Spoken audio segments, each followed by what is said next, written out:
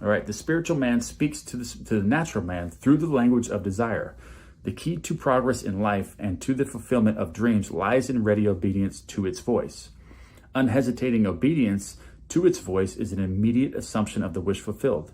To desire a state is to have it. As Pascal has said, "You would not have sought me had you not already found me." Man, by assuming the feeling of his wish fulfilled and then living and acting on this conviction, alters the future in harmony with his assumption. Assumption awakens what they affirm. As soon as a man assumes the feeling of his wish fulfilled, his four-dimensional self finds ways for the attainment of this end, discovers methods for its realization. I know of no clearer definition of the means by which we realize our desire than to experience in imagination what we would experience in the flesh were we to achieve our goal. This experience of the end wills the means. With its larger outlook, the four-dimensional self then constructs the means necessary to realize the accepted end.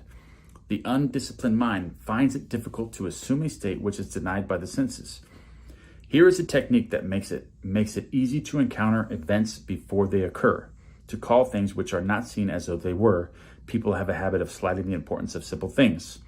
So here is a technique, guys. Here's a technique that makes it easier to encounter events before they occur. But this a simple formula for changing the future was discovered after years of searching and experimenting. First step in changing the future is desire. That is, define the objective, know definitely what you want. Secondly, construct an event which you would believe you would encounter following the fulfillment of your desire.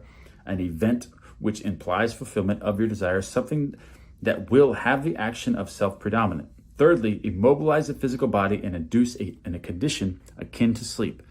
Lie in a bed or relax in a chair and imagine that you are sleepy. Then, with eyelids closed and your attention focused on the action you intend to experience in imagination, fill yourself right into the proposed action, imagining all the while that you are actually performing the action here and now.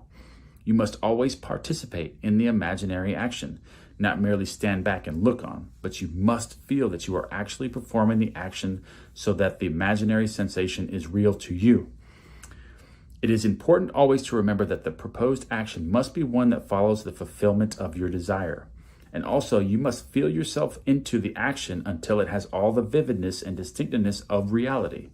For example, suppose you desired a promotion in office.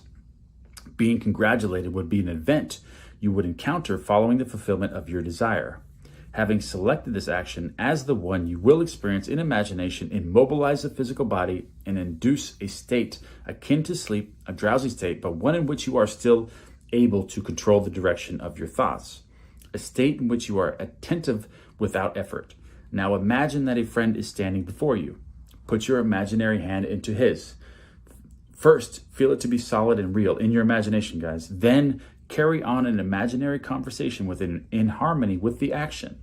Do not visualize yourself at a distance in point of space and at a distance in point of time being congratulated on your good fortune. Instead, make elsewhere here and the future now. The future event is a reality now in a dimensionally larger world.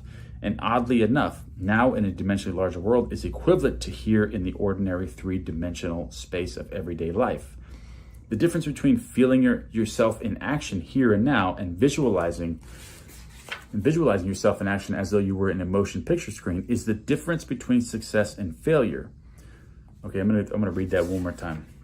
Okay, the difference between feeling yourself in action here and now and visualizing yourself in action as though you were in a motion picture screen is the difference that's thinking from it and of it. Okay, that's the difference between those two.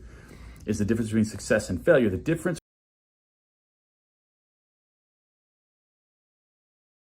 that way you can just kind of play them, and just completely submerge yourself and just absorb this information. That way we can get to that level of naturalness and change the conception of ourselves and really, really apply this. So, because the more you use it or the more you absorb the information, the easier it is to actually apply it into your life.